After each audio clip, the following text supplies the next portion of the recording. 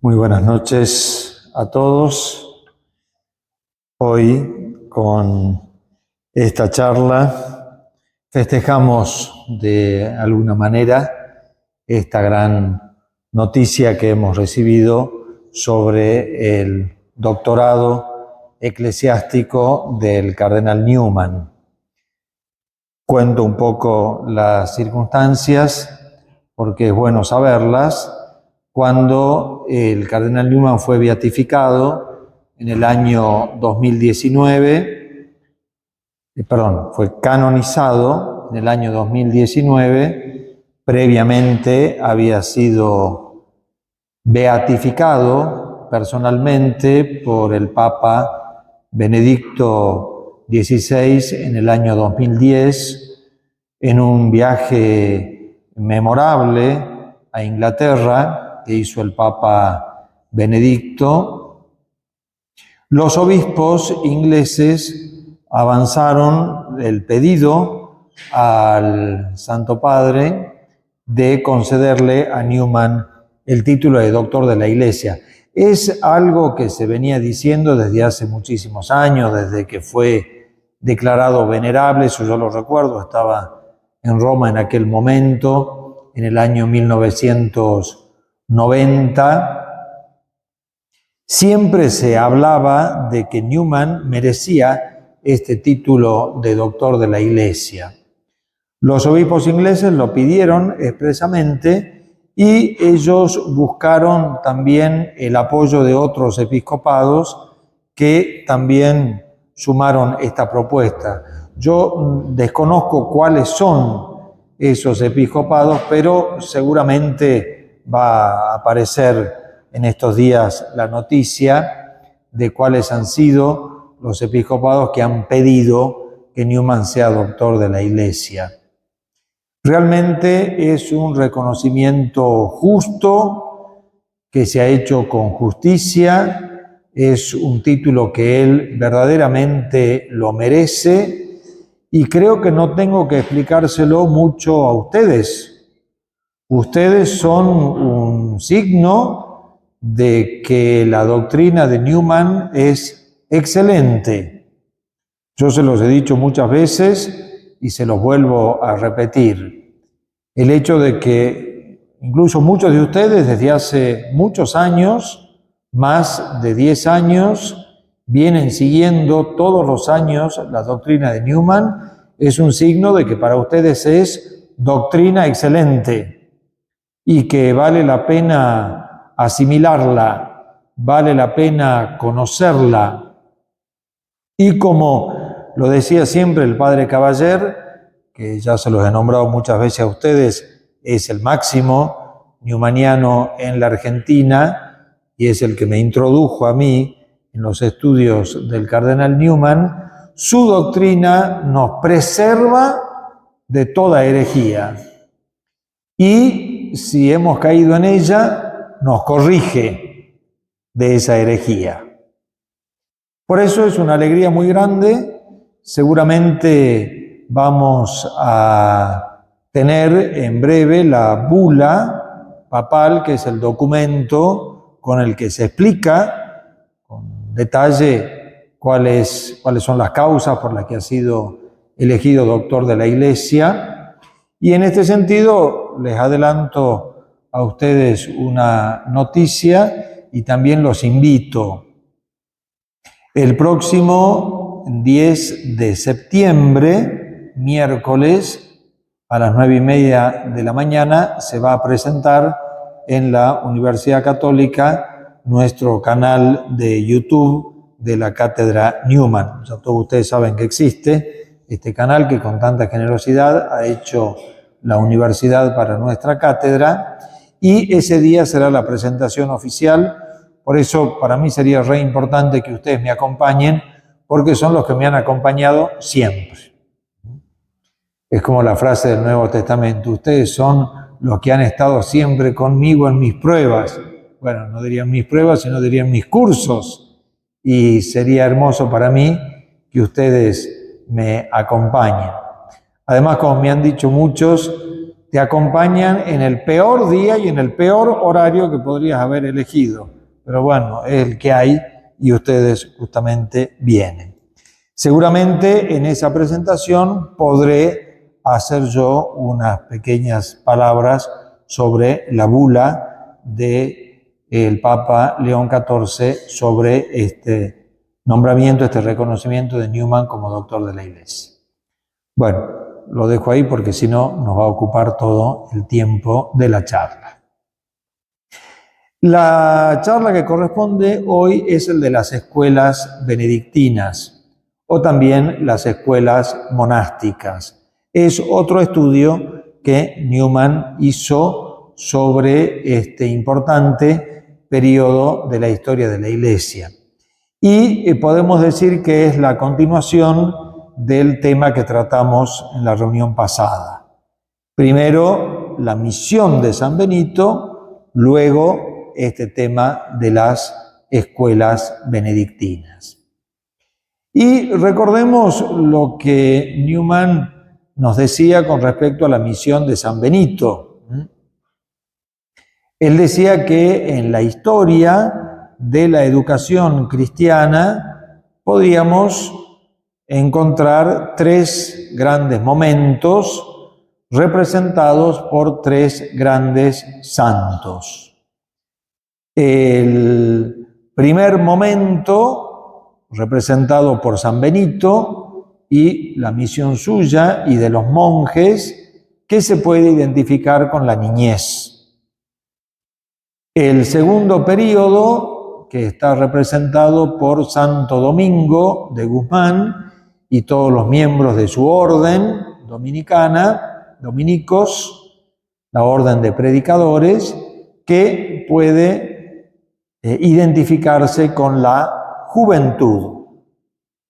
Y la tercera edad, que está representada por San Ignacio de Loyola, que representa la edad adulta. Y recordemos cómo él identificaba la niñez con la poesía, la juventud con la razón y la edad adulta con la madurez de la práctica. Como para que no lo elijan doctor de la Iglesia, ¿no? Esa capacidad de leer la historia que él tuvo.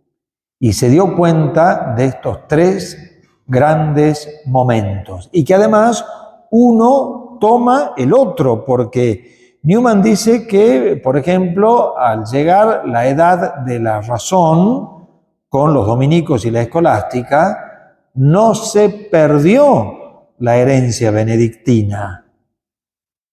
El cristiano sigue siendo joven y niño. Por algo nuestro Señor Jesucristo dijo, ¿no? Tienen que ser como niños, aunque tienen que ser también jóvenes. Y la práctica ignaciana no anula ni el ejercicio intelectual propio de la edad de la razón, ni esa inocencia y ese carácter poético de la edad benedictina.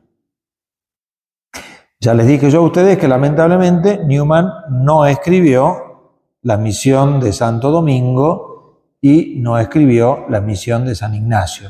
Escribió fuera de programa, podríamos decir, la misión de San Felipe Neri, que es un escrito verdaderamente hermoso.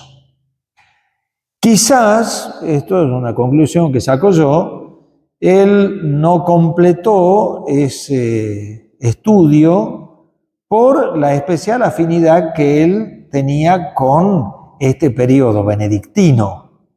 No se olviden que Newman era inglés y no se olviden que la vida monástica floreció sobre todo en las Islas Británicas, en Inglaterra y en Irlanda, también en Francia, por supuesto, pero en Francia floreció después. Por algo se le llama, ¿no?, las Islas de los Santos, o las islas de los monjes.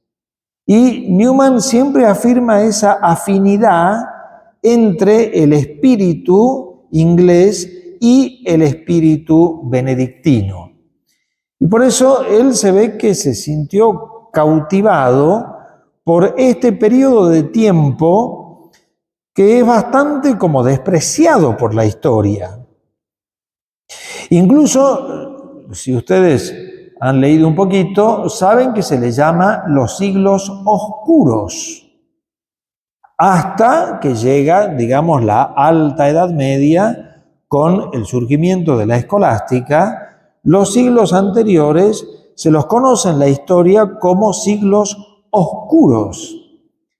Y sin embargo, Newman se dio cuenta que no son siglos de oscuridad y que hubiera sido imposible la Alta Edad Media y la escolástica, que es el gran movimiento intelectual, podemos decir así, de la Iglesia y de Europa, sin la existencia de estos siglos benedictinos.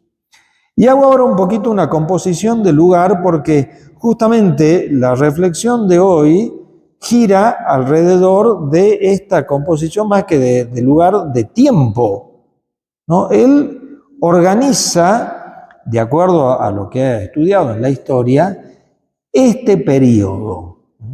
Y podríamos decir, hablando por supuesto generalmente, porque todo admite excepción, ¿no? En la historia ustedes saben que un periodo no termina un día y al día siguiente empieza el otro periodo. No es así. Un periodo histórico va terminando y va empezando el otro periodo histórico. Sí, nosotros ponemos fechas, pero las fechas son relativas. Podemos decir, y de acuerdo a lo que venimos tratando en este curso, que Newman organiza el tiempo de la siguiente manera. Bueno, por supuesto, Cristo, que es la plenitud de los tiempos. Después los tiempos apostólicos. Recuerden la importancia que Newman da a la tradición apostólica. No quiero volver sobre ese tema, pero fundamental, ¿no? La tradición apostólica. Luego, el periodo de los padres de la Iglesia, un periodo también fundacional para la Iglesia, para la cultura cristiana y para la cultura occidental y oriental también. Y después del periodo de los padres de la Iglesia, Newman ubica el periodo benedictino antes del periodo escolástico. Si tuviéramos que marcarlo un poco con los siglos, la tradición apostólica obviamente es siglo I, el periodo de los padres es inmediatamente posterior a el periodo apostólico, o sea que estamos también ahí, siglo I, un poco siglo II, hasta el siglo VII y el siglo VIII, pero bueno, Newman lo corta un poquito con el periodo benedictino. Ahí diríamos que tenemos como una superposición de fechas, pero no importa. No importa, o sea, Newman considera que los monjes benedictinos son herederos de esa tradición, de la tradición obviamente apostólica y sobre todo de la tradición patrística, antes del periodo escolástico que es siglo XI, digamos en adelante, casi hasta el siglo XIV.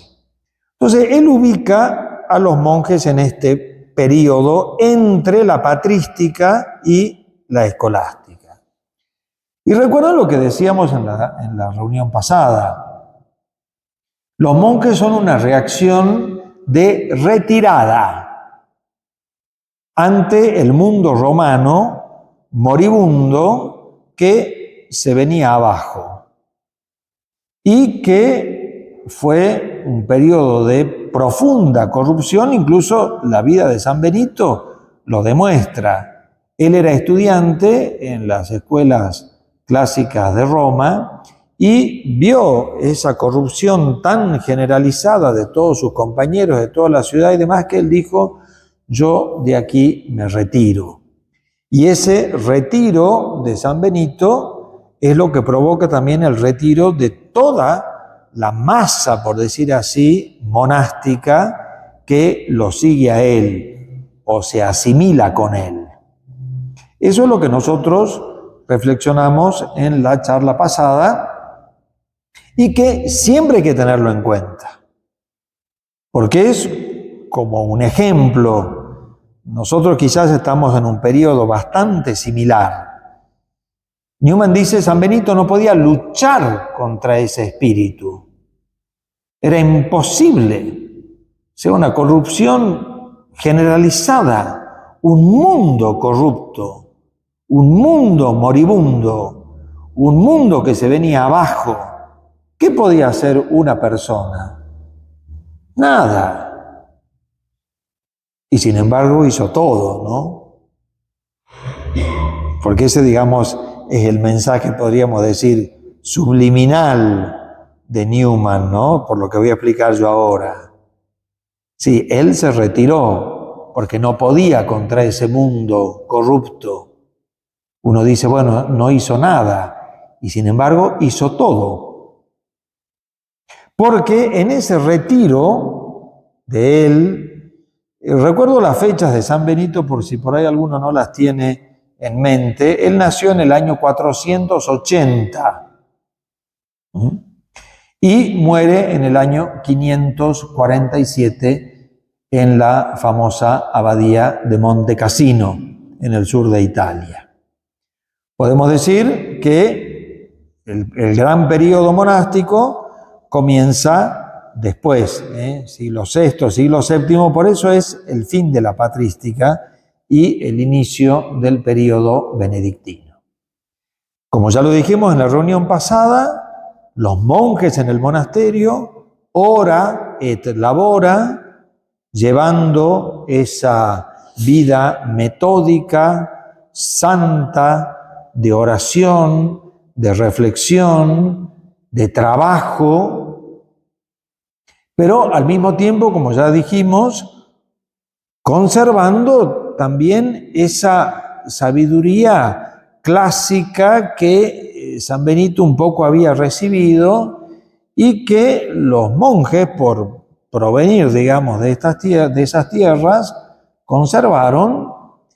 Comenzaron a formarse todas sus grandes bibliotecas. Pasa ese periodo y ellos, sin darse cuenta, comienzan a tener un papel protagónico. Es decir, esta reflexión de hoy, las escuelas benedictinas, es el retorno. San Benito fue la huida. Las escuelas fueron su retorno. El mundo había cambiado. El mundo había caído. Unos nuevos personajes se hicieron presentes, que es una historia apasionante, la de los bárbaros. Los reinos bárbaros que invaden el imperio. Y eso está íntimamente unido con este retorno benedictino. Es impresionante cómo Newman se dio cuenta de eso. Porque ellos invadieron el imperio con toda la ferocidad y brutalidad que ya conocemos todos nosotros, pero al mismo tiempo no pudieron librarse de lo que significaba ese mundo que ellos habían invadido, que ya había muerto, pero que en parte seguía viviendo en los monasterios. En los monasterios. Y el gran personaje que marca, por decir así, el retorno de los monjes al mundo es el emperador Carlomagno. Ustedes saben que el emperador Carlomagno es el famoso fundador del Sacro Imperio Romano Germánico. Es decir, es el que hace renacer al Imperio Romano. Pero agregándole el elemento germánico. O, como dice Newman, el elemento monástico. Porque con Carlomagno comienzan las escuelas públicas y monásticas. Es decir, el monje es llamado a cumplir una misión que ellos no la habían preparado, ellos no la habían pensado, pero eran los únicos que podían llevarla adelante. Carlomagno se dio cuenta y todo soberano de aquel tiempo también. O sea, no es que el monje fue infiel a su vocación. Él siguió siendo monje y pasó a ser maestro siendo monje. Sin embargo, alguno que otro dijo, ese no es el espíritu benedictino, porque el espíritu benedictino fue el espíritu de retirada. Por eso se planteó ahí en ese tiempo, y respondo a una duda que me han presentado algunos de ustedes en estos días, con las distintas ramas que van surgiendo dentro de la historia del monaquismo occidental. Es decir, algunos discípulos de San Benito pensaron que no era correcto hacer eso, que no estaba bien acceder a las peticiones de Carlomagno y que no fueron solo de Carlomagno. Newman lo pone muy bien en este escrito, que se los voy a pasar. Si Dios me lo permite, en este mes de agosto ya les paso todo el material, porque es muy extenso y se los paso a fin de año, no lo van a poder leer, pero por lo menos en estos meses, si logro hacerlo, ya les paso a ustedes los textos, ya ustedes lo pueden leer. Newman dice que no fue solamente Carlomagno que los llamó, la misma iglesia los llamó. O sea, es un llamado, digamos, de la jerarquía eclesiástica, del Papa y de los obispos, a los monjes para que cumplan con esta misión. Pero algunos consideraron que no era correcto. Y entonces comienzan a surgir las distintas reformas de la vida benedictina y de los discípulos de San Benito que dijeron, no, nosotros estamos llamados a una clausura mayor, superior. Y ahí está San Romualdo, que es el fundador de los famosos camaldulenses, está San Bruno, el famoso fundador de la Cartuja, y un poquito más adelante, nada más y nada menos que San Bernardo, que también es un llamado a una vida mucho más estricta y que no tenga ningún contacto con el mundo. Porque obviamente comenzar a ser maestros implicaba salir de alguna manera al mundo. Y algunos de ellos salieron totalmente salieron al mundo, porque eran sacados de su monasterio y eran llevados a centros de instrucción que comenzaban a crearse. El caso más famoso, y que todos ustedes deben haber sentido su nombre, el monje Alcuino. El famoso Alcuino, que es llamado a ser como el director general de las escuelas de Carlomagno, las escuelas palatinas, era un monje de una abadía famosa inglesa de York. Y es llamado, digamos, a la actual Francia o Alemania, lo que formaba los dominios de Carlomagno. Los mismos Lanfranco y muchos otros que son sacados de su monasterio para cumplir con esta misión. Y por eso digo, ellos se retiraron del mundo, pero ahora aparecen como protagonistas del mundo. No sé si me explico. Ellos se replegaron, digamos, en sí mismos y dijeron, bueno, en periodo de crisis nos refugiamos en Dios, fue así. Nos refugiamos en el monasterio. Pero claro, esa retirada no fue una retirada pasiva. Por eso digo, ellos no hicieron nada, pero hicieron todo. Porque en ese retiro ellos desarrollaron toda una vida espiritual y una vida cultural que quizás ni ellos mismos se daban cuenta de lo que estaban haciendo. Cuando llegó el momento, fueron llamados a ocupar un lugar en este mundo nuevo que surgía en el que ellos eran protagonistas. Ellos eran protagonistas. Y se dieron cuenta que ese mundo clásico, antiguo, al cual ellos habían renunciado, pero no del todo, se convertía para ellos en la base a partir de la cual iban a ejercer su misión educativa y pedagógica. No sé si se acuerdan, en la reunión pasada hablamos de esa relación, podemos decir, de esa afinidad entre San Benito y Virgilio. No sé si se acuerdan. Newman insiste en esto. El espíritu benedictino es un espíritu virgiliano. El espíritu benedictino es un espíritu poético.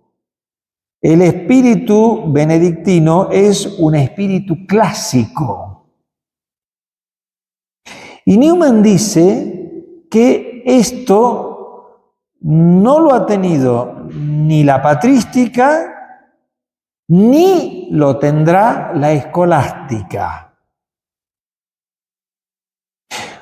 Porque la patrística fue otra cosa. Un periodo en el cual hubo gran actividad mental, intelectual, dice Newman, porque los padres de la Iglesia justamente tuvieron una gran actividad intelectual. Ni que hablar lo que fue la escolástica. Imagínense todos los grandes escolásticos, San Anselmo, San Buenaventura, Santo Tomás de Aquino, San Alberto, mentes que no han sido superadas hasta el día de hoy. Newman dice, los benedictinos no tienen nada que ver con eso. Ellos no tuvieron vida intelectual, sino vida poética. ¿Qué quiere decir? Cuando ellos huyeron del mundo, se llevaron bajo el brazo a todos los clásicos. Ustedes saben que se considera que gracias a los benedictinos los conocemos nosotros hoy a ellos, ¿no?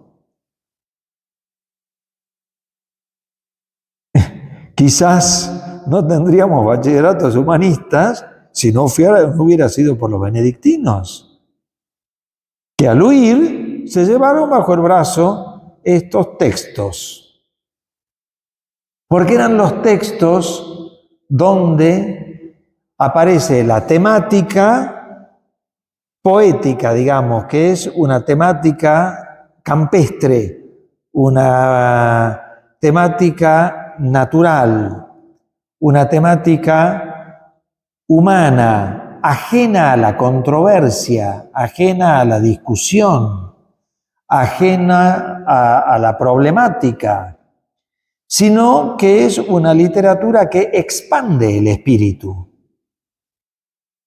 ¿no? Porque uno lee, ¿no?, esas reflexiones sobre el hombre, sobre la amistad, sobre la vida, sobre la muerte, sobre el futuro, etcétera, etcétera, y el monje se sentía identificado con eso, porque él en sus soledades reflexionaba sobre esas cosas.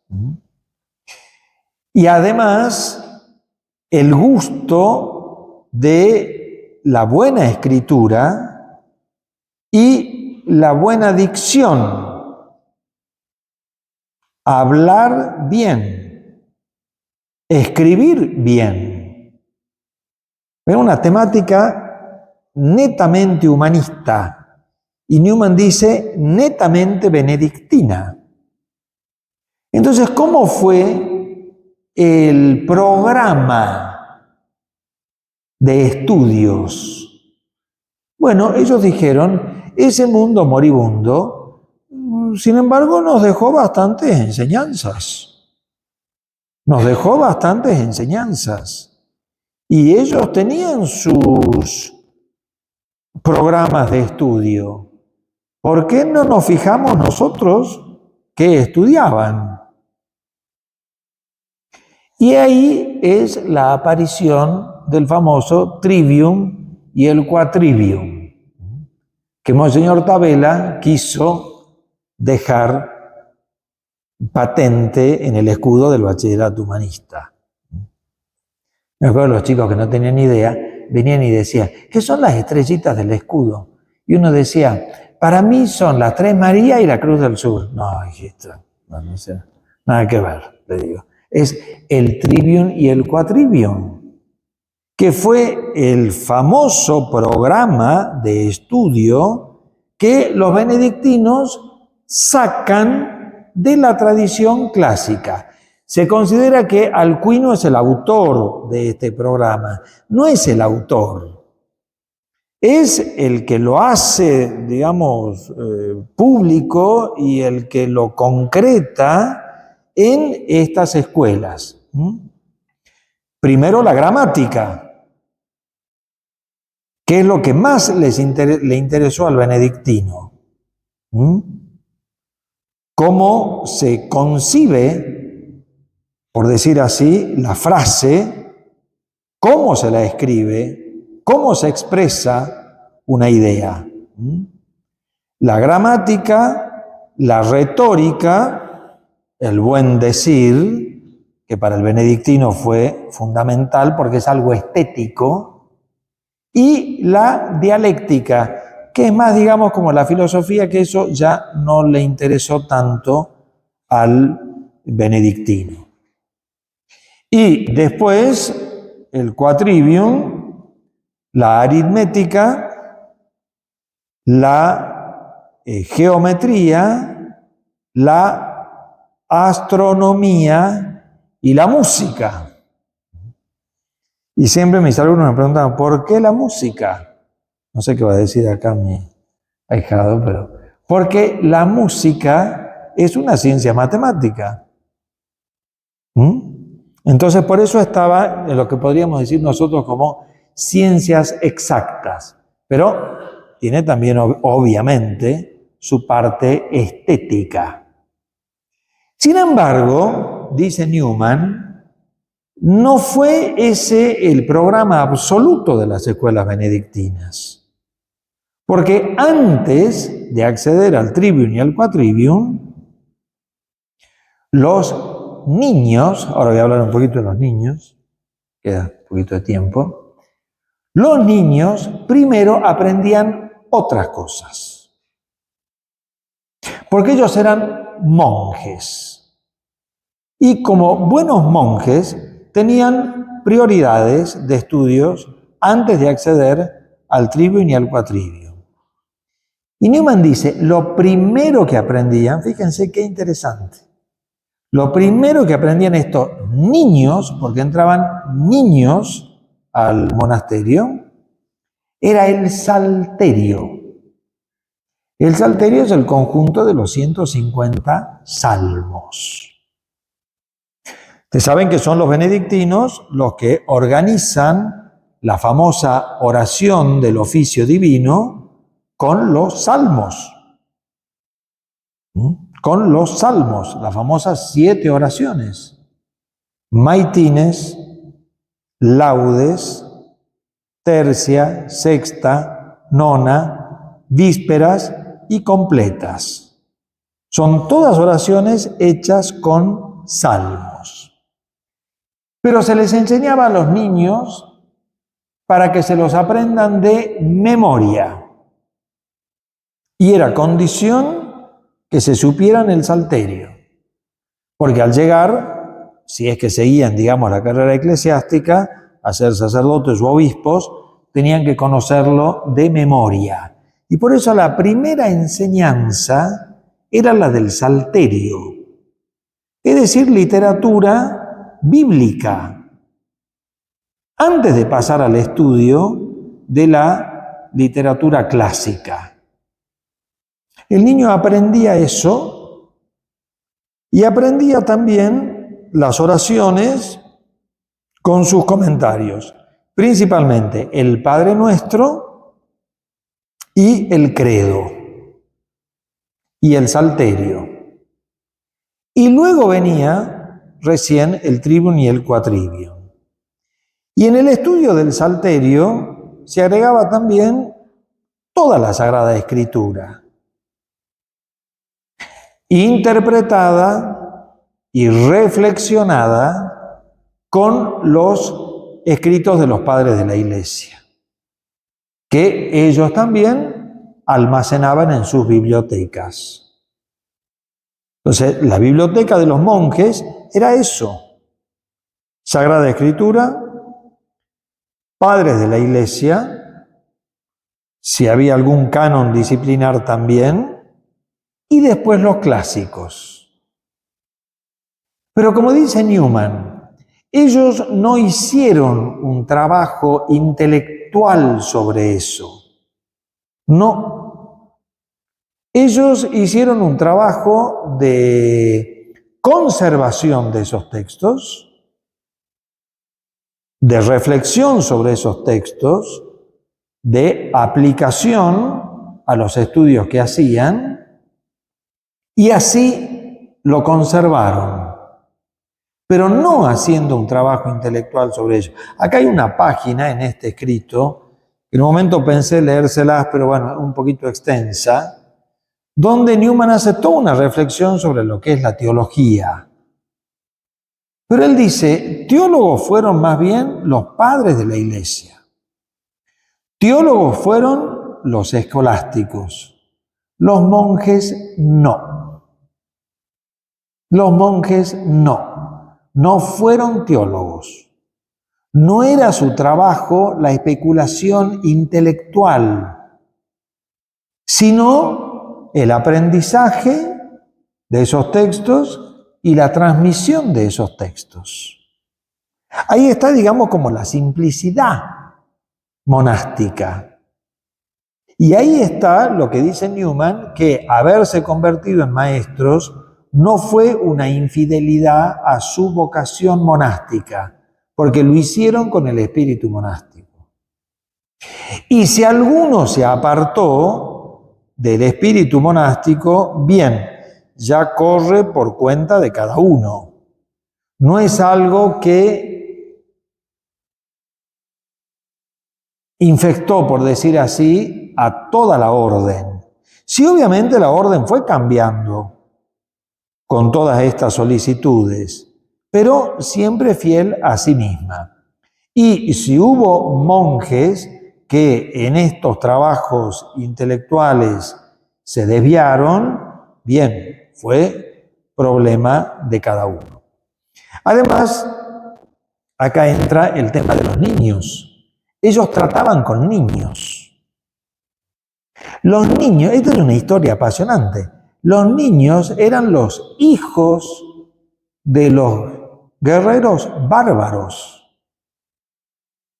Y Newman dice, estos bravos combatientes con sus manos ensangrentadas, así dice Newman, con sus manos ensangrentadas, entregaban al monasterio a sus hijos para que se los eduquen.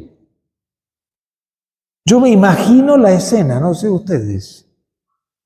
Me lo imagino al normando, que de solo verlo daría pánico, con el chiquito.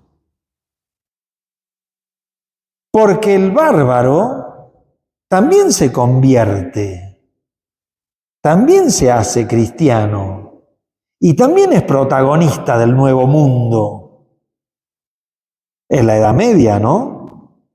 Es el medioevo. Y esos niños, hijos del guerrero bárbaro, pero al mismo tiempo hijo también del monasterio, va a ser el personaje de los siglos posteriores. Y va a ser el personaje que va a dar vida a la Europa que nace en este momento. Podemos decir que el Renacimiento carolingio tuvo como protagonistas a los niños, que estaban en el monasterio a veces desde la más tierna infancia, 3, 4 años, hasta los 14, 15, que es cuando terminaba la fase de formación. Dice que el benedictino enseñaba todas estas cosas y ahí se detenía. No eran escuelas teológicas, no eran escuelas, digamos, de actividad intelectual, sino de aprendizaje. Ahí el niño aprendía estas cosas. Dice Newman que, para concluir, todo este periodo fue un periodo pacífico.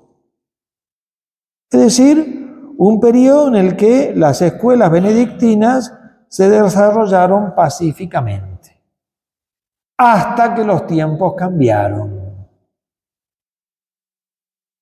Dice Newman que, adentrándose ya el siglo X, el siglo XI, que son a veces los que se llaman propiamente siglos oscuros, comenzaron a surgir ya en esta Europa renovada, cambiada, todas las grandes controversias intelectuales y doctrinales. Sobre temas, Newman anota sobre todo dos, el tema de la predestinación y el tema de la Eucaristía. Y dice Newman, los tiempos fueron exigiendo otro tipo de actividad cultural. Había que responder a las querellas, a las discusiones, a los personajes que ponían en duda todo. Y para eso, dice el benedictino, no estaba preparado. Y ahí es donde él dice, la providencia de Dios tenía reservado a otro personaje y a otra orden religiosa que se ocupara de todas esas controversias.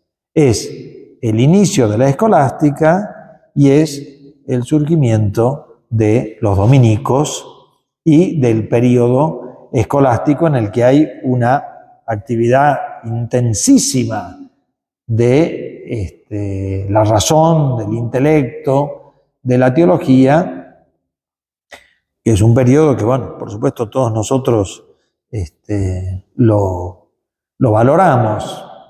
Pero, dice Newman, fue un periodo en el que también se perdieron muchas cosas del espíritu benedictino.